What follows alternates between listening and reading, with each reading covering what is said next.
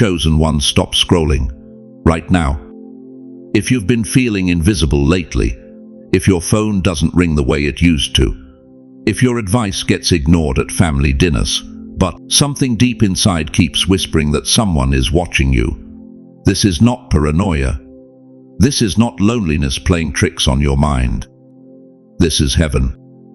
Let me tell you something that's going to shake you while you've been feeling overlooked, forgotten, pushed to the side because of your age. Someone in a position of real power has quietly pulled your file. Your name is sitting on a desk right now. And if you click away from this word in the next 60 seconds, you might miss the only divine appointment God has been orchestrating for the last 20, 30, maybe 40 years of your life. I'm not talking about luck. I'm not talking about coincidence. I'm talking about a strategic move from the throne room of heaven that's about to collide with your reality. You've been passed over before. Younger people got the promotion. Your kids stopped asking for your wisdom. The church put someone else in leadership. And you told yourself, I'm too old now. My time is done. But God just leaned forward and said, watch this. In a few minutes, I'm going to show you the 3 hidden signs that prove you're already being watched by this person in power and why they haven't approached you yet. Later in this message, I'll reveal why God deliberately waited until this age in your life to let them finally see you. Because what's coming requires gray hair, not green enthusiasm. Before we go deeper, I need you to do something. If this is already stirring something in your chest, if your spirit is leaning in, type these words in the comments right now. God, don't let me miss my chance. This isn't for the algorithm. This is your agreement with heaven. This is you telling the enemy, I'm awake, I'm alert, and I'm not letting fear steal what's mine. And thank you to every single one of you who has supported this message. Super thanks. Your generosity means more than you know. You're not just donating, you're helping spread light to others who feel alone in their calling. Whether you give or not, I'm deeply grateful for your presence here, your support, your time, your attention. It all matters. And if this message resonates with your soul, go ahead. Now listen closely. Your name didn't land on that desk by accident. And what happens next will depend on whether you recognize the moment when it arrives. Stay with me, don't move, because what I'm about to tell you will change everything. You know what nobody talks about, the years you gave that nobody counted. You trained the younger ones. You showed them the ropes, stayed late to help them understand the systems you built with your own hands. And then one Tuesday morning, they walked past your desk with a new title and didn't even look back. You smiled. You congratulated them.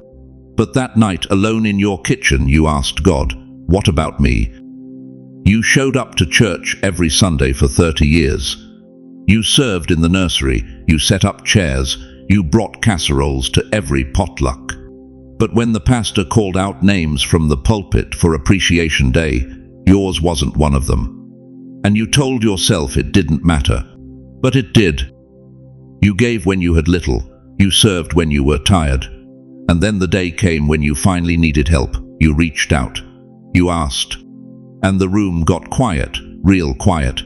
The kind of quiet that makes you wish you never said anything at all.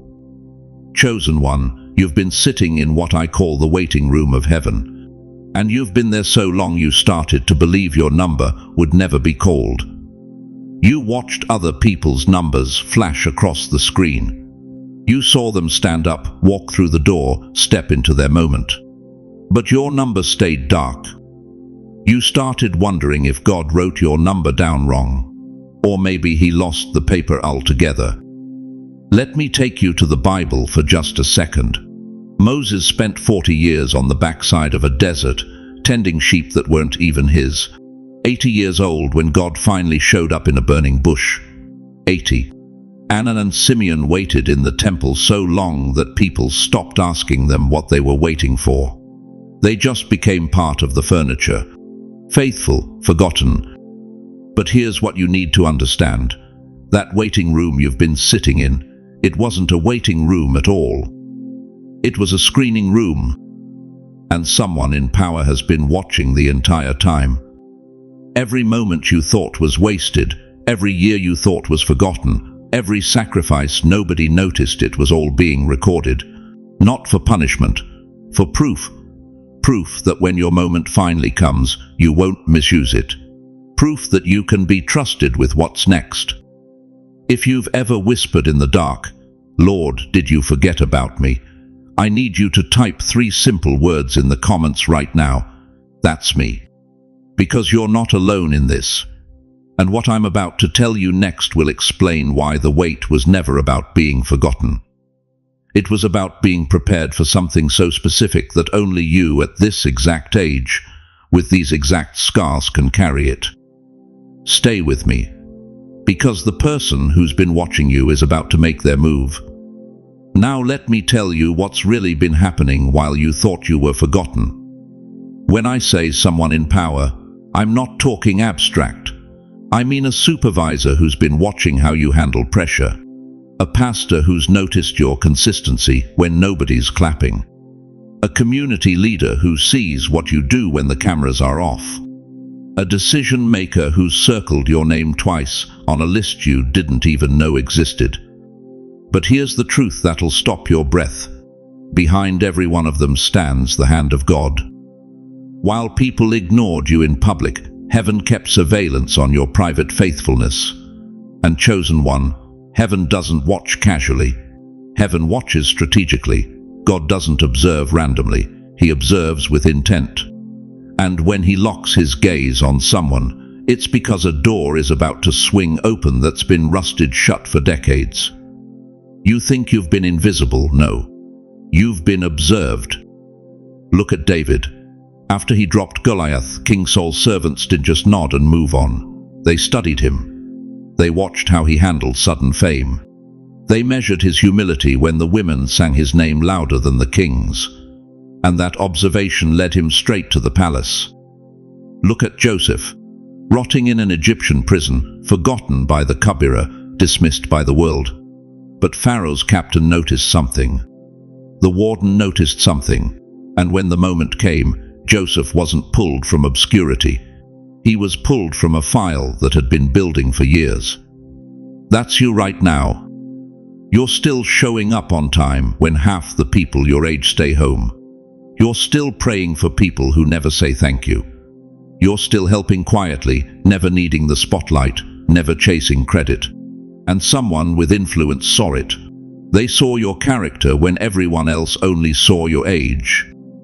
Here's what you need to understand. There are 3 specific things they noticed in you that made them circle your name in red ink. 3 behaviors you didn't even realize were being cataloged. And I'm going to break those down in a moment, because if you recognize even one of them, you'll know you're closer to breakthrough than you've ever been. But first, I need you to settle something in your spirit right now. If you can feel it, if something inside you is stirring, if you sense that someone has been paying attention to your character and not just counting your birthdays, say this out loud where you're sitting. Lord, I am ready to be seen. Say it, because agreement activates assignment. Now here's the question that's going to determine everything. When the door opens, will you recognize it? Or will you assume you're too old, too late, too worn out to walk through? Because chosen one, that door is already unlocking. Now let me tell you something that's going to lift a weight off your shoulders you've been carrying for decades. That promotion you didn't get in your 40s, the one that went to someone half your age with half your experience, that wasn't rejection. That was divine intervention. God wasn't punishing you. He was protecting you from a trap you couldn't see. Listen to me carefully. Promotion that comes too early can crush you under pressure you're not ready to carry. Promotion that comes too late can frustrate you until bitterness roots deep in your soul. But promotion that comes in God's perfect time, that preserves you, that establishes you, that makes you unshakable. You chosen one were not microwave food. You were marinated over decades. Some blessings need slow cooking. The meat that's rushed through heat comes out tough, tasteless, forgettable. But the blessings that simmer low and slow for years, those become tender, rich, unforgettable. That's what God has been doing with you while you thought you were being ignored. Think about it. Every closed door in your 50s taught you something. Every time you were passed over, you learned who really had your back and who was just smiling in your face. Every financial struggle sharpened your ability to stretch a dollar and trust God when the account hit zero. Every betrayal gave you the kind of discernment that can't be taught in seminars or bought with degrees. You've lived long enough to know that the shiniest opportunity isn't always the safest one. You've seen people climb ladders only to find out they were leaning against the wrong building. God spared you from that. The Bible says those who wait on the Lord renew their strength. Not replace it, renew it. That means what you thought was gone is actually being restored right now, upgraded, made fresh again. And here's what most people miss. God has a habit of choosing older people for his biggest assignments. Moses was 80 when he stood before Pharaoh. Abraham was 75 when God told him to leave everything familiar. Why? Because what God was about to do required someone who had been tested, refined, and could not be shaken by applause or criticism. Your gray hair is not a disqualification. It's your resume. In a few minutes, I'm going to show you how to recognize the one door that actually matters among all the doors that stayed shut. Because if you misread this moment, you could walk right past the opportunity you've been praying for your entire life. But first, I need you to participate in your own breakthrough. If you can look back and see at least one thing God saved you from, write this in the comments. God saved me from. Only share what you're comfortable with. This is your testimony. This is your weapon against doubt. Because here's the truth nobody's telling you. The person in power who's watching you right now, they're not looking for energy. They're looking for wisdom. And wisdom only comes one way. Through fire. Now listen carefully, chosen one. What I'm about to show you isn't theory. This is happening right now in your life, and you've been missing it because you weren't looking for it. There are 3 unmistakable signs that someone in power has their eyes on you. And if even one of these is showing up in your world, you need to wake up fast. Sign number 1. Subtle shifts in how they treat you. Pay attention. Suddenly they're asking for your opinion more than they used to. Not about the weather, about decisions that matter. They watch how you react when pressure hits. They're studying you when you think nobody's looking. This is what I call the repositioning. They're moving you from the background of the room to the edge of the table. You're not sitting in the cheap seats anymore. You've been pulled closer. And you didn't apply for this. You didn't campaign for this.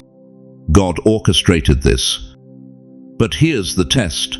Are you noticing it? Or are you so busy feeling invisible that you're missing the shift? Sign number 2. They test your integrity in small things. They give you a small responsibility, something confidential, a task nobody else knows about.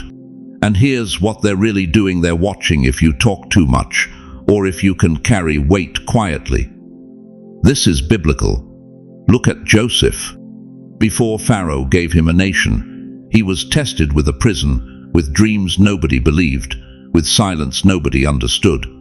God doesn't hand you the palace until he knows you won't break under the pressure of the pit. Right now, someone in power is handing you something small on purpose. It's not an insult, it's an audition. And how you handle what looks insignificant will determine if they trust you with what's massive. Are you complaining about the small assignment, or are you proving you can be trusted? Sign number 3. Your name keeps coming up in rooms you've never entered. This is the one that should make your spirit stand at attention. People keep saying they were asking about you. Your name came up in a meeting you weren't invited to. Somebody mentioned you in a conversation you'll never hear. Your name is walking into rooms your feet haven't reached yet. And let me tell you something that'll shake you. This isn't just human interest. This is divine orchestration. God is whispering your name into the ears of people you've never met. He's planting thoughts about you in minds that can open doors you couldn't knock on if you tried. Proverbs 9:6 says, "A man's gift makes room for him and brings him before great men." Your gift didn't die when you turned 60, 70, or 80. Your gift is about to make room at a table you thought you'd never sit at. But here's what I need you to understand. If you don't recognize the moment, you'll miss the opportunity. So if any of these 3 signs are happening in your life right now, don't you dare scroll past this. Type these words in the comments. My name is in rooms I haven't entered yet. You're not just commenting. You're prophesying over your own life. You're telling heaven, I see it, I receive it, I'm ready. Because what's about to happen next will require you to move fast when God says move. Chosen one, let me tell you something most preachers won't say out loud. Not every season comes back around. You've heard it before, right? God's timing is perfect. Just wait. Your season is coming, and that's true. But here's what they don't tell you. Some seasons only knock once. Some doors swing open one time, and if you're not standing there when they do, they close. Not because God is cruel, but because the train of destiny doesn't wait at the station forever. The Greeks had 2 words for time, chronos and kairos. Chronos is the clock on your wall. Monday, Tuesday, Wednesday. 60 seconds, 60 minutes, 24 hours, that's chronos. Regular time.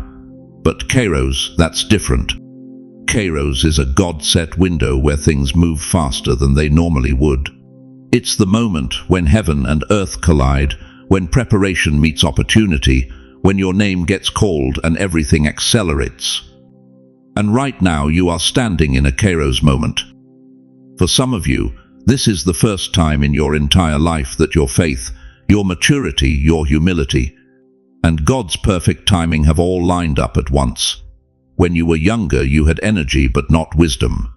You had ambition but not patience. You had fire but not discernment. God couldn't trust you with this door back then because you weren't ready to carry what was behind it. But now you've been through the wilderness. Now you've buried dreams and watched them rise again. Now you've learned to wait without losing hope. Now you know how to steward influence without abusing it. That's why this person in power is watching you now and not 20 years ago. This is the train pulling into your station. And I need you to hear me clearly. It will not sit there all day. If you stay frozen by fear, if you keep telling yourself you're too old, too tired, too late, that train will leave. And not because God gave up on you, but because the schedule of destiny keeps moving. There are other stops, other names, other assignments. Ecclesiastes 2:1 says, "To everything there is a season, and a time to every purpose under heaven."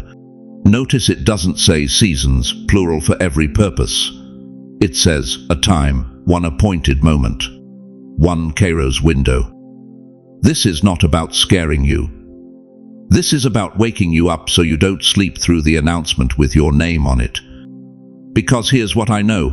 In the next few minutes, I'm going to break down the 3 things you absolutely must not do when this person in power finally calls your name. If you get even one of these wrong, you can close a door God spent decades opening. And I don't want that for you. But first, I need you to make a declaration. If you refuse to miss your Kairos moment, say it out loud right where you are. Lord, I will not sleep through my season. Say it. Because the next part of this message will show you exactly what happens when heaven's train stops at your station. Now listen to me carefully, chosen one, because this is where most people lose what God worked decades to arrange. The door is about to open. Your name has been noticed. But if you walk through that door carrying the wrong spirit, you will sabotage the very thing heaven orchestrated for you. And I've seen it happen too many times. To stay silent about it, let me tell you 3 deadly mistakes that will slam the door shut before you even step inside. First, don't shrink back and disqualify yourself. I can already hear some of you whispering it right now. I'm too old for this. I don't have the energy anymore. Give it to the young ones. They're sharper, they're faster. Stop it. Stop disqualifying yourself before heaven even speaks. Listen to me. If God allowed someone in power to notice you now, at this exact age, it's because your grey hair is an asset, not a liability. Your wrinkles are wisdom lines. Your slower pace is discernment. What you call too old, God calls finally ready. Do you think Moses led Israel at 25? He was 80 years old when God called him to the burning bush. 80. And God didn't say, "You're past your prime." God said, "Now you're ready." Caleb was 85 when he asked for the mountain full of giants. Not the easy land, the mountain. And he said in Joshua 4:1, "I am as strong today as I was then," not physically, spiritually. His fire hadn't died. His faith hadn't retired. So don't you dare walk into that room apologizing for your age. Don't you dare shrink back because culture worships youth. The person who noticed you didn't pull a resume from the bottom drawer because they wanted someone green. They wanted someone seasoned. They wanted someone who's been through hell and came out still believing. Second, don't overshare or complain in the presence of power. Here's what kills more opportunities than lack of skill: a bitter tongue. You finally get face to face with the person who can open the door, and what do? You unload. You complain about how hard it's been. You gossip about who hurt you. You justify why you've been stuck. You overshare every wound, every disappointment, every person who betrayed you. And they sit there listening. But they're not just hearing your story. They're measuring your spirit. Proverbs 19:1 says, "Death and life are in the power of the tongue." What comes out of your mouth in that moment will either breathe life into the opportunity or kill it on the spot. They need to know you can carry weight without leaking bitterness. They need to see that hardship refined you, not ruined you. Don't walk in with a bucket of complaints. Walk in carrying oil. Third, don't forget who brought you to the door. When favor shows up, pride sneaks in right behind it. You worked hard, you sacrificed, you endured. Yes, but don't you dare walk through that door bragging like you built the staircase yourself. James 4:6 is clear. God resists the proud, but gives grace to the humble. If you walk in boasting, God will step back and let you handle it alone. And trust me, you don't want to carry what's coming without His hand on it. Remember every tear He saw when nobody else was watching. Remember every closed door that protected you. Remember every night He kept you sane when you should have lost your mind. You don't walk in bragging, you walk in grateful. So here's my question for you, and I want you to be honest. Which one of these 3 do you struggle with most? Is it number 1, shrinking back and disqualifying yourself? Type 1 in the comments. Is it number 2, oversharing, complaining, letting bitterness leak out? Type 2. Or is it number 3, forgetting God and starting to think you did this on your own? Type 3. We're not judging, we're praying with you. Because if you can name it now, you can defeat it before the door swings open. Now stay close, because what I'm about to tell you next will show you exactly how to walk through that door when the moment arrives. Now, chosen one, we need to talk about something critical. Because here's the hard truth nobody wants to hear. God can open a door for you, but if your spirit isn't ready, you'll walk through it and sabotage everything He spent decades setting up.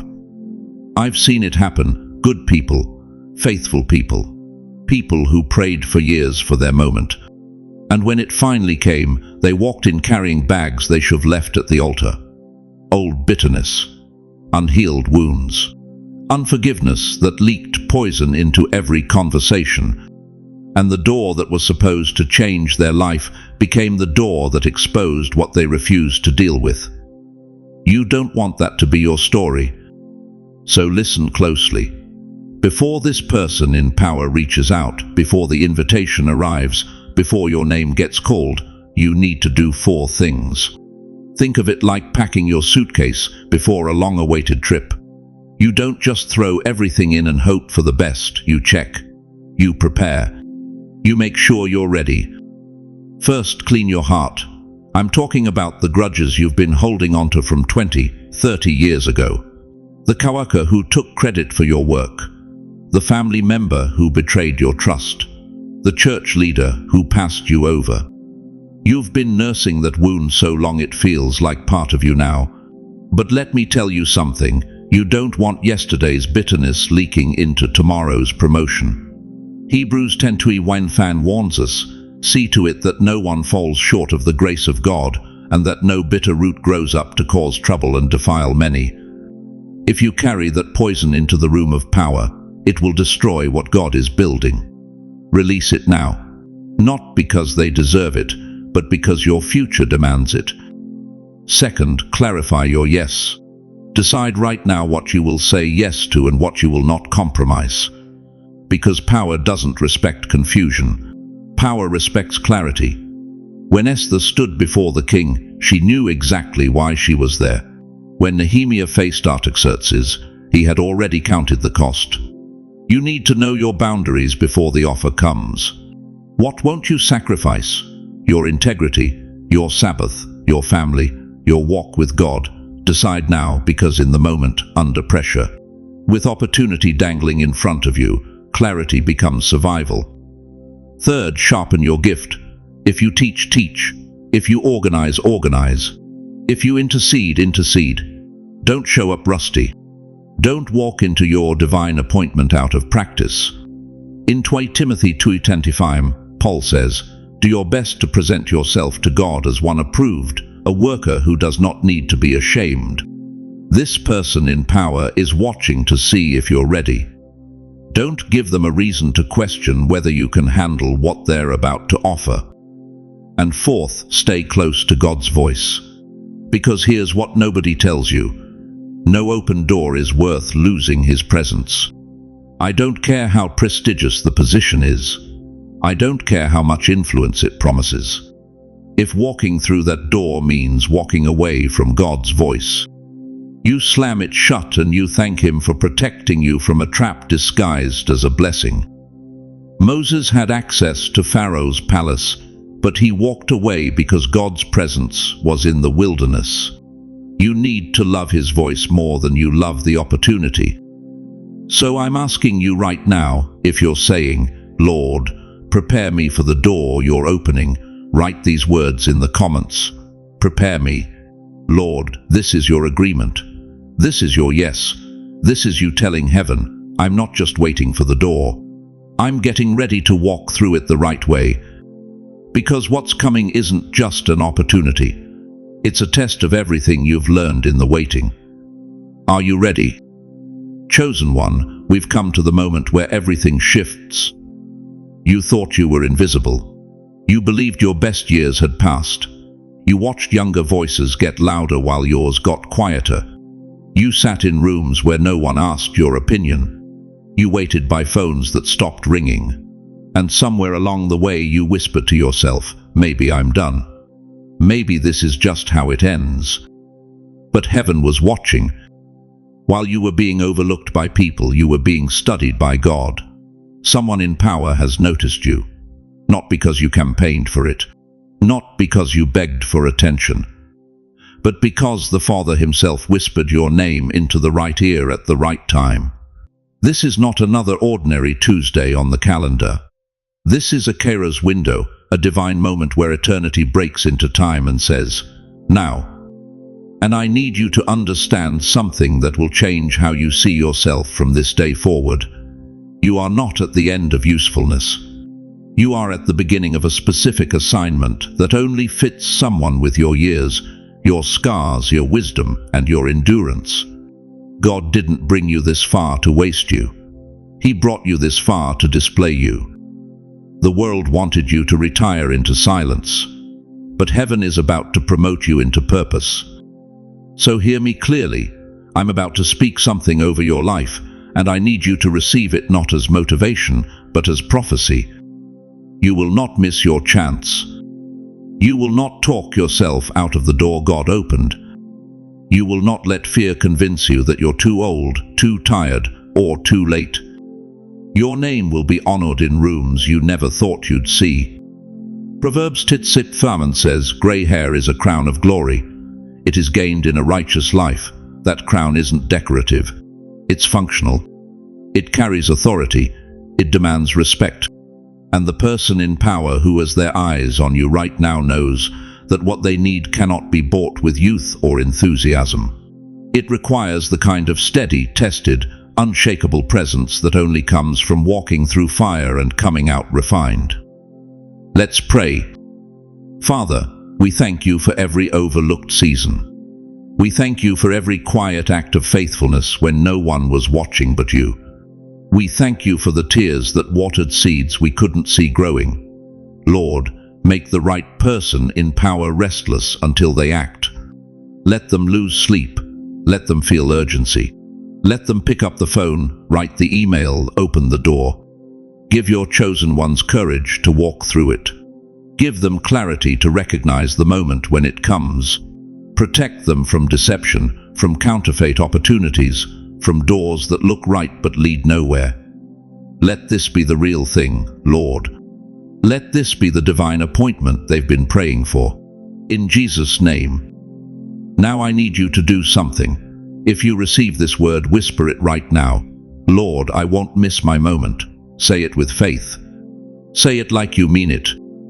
And in the comments, write one word that describes what you're believing God for in this next season. Peace, restoration, open door, favor, breakthrough, whatever it is, write it. Let your faith become visible. If this message met you where you are, don't walk away quietly. Subscribe, stay connected. Let's walk through this door together.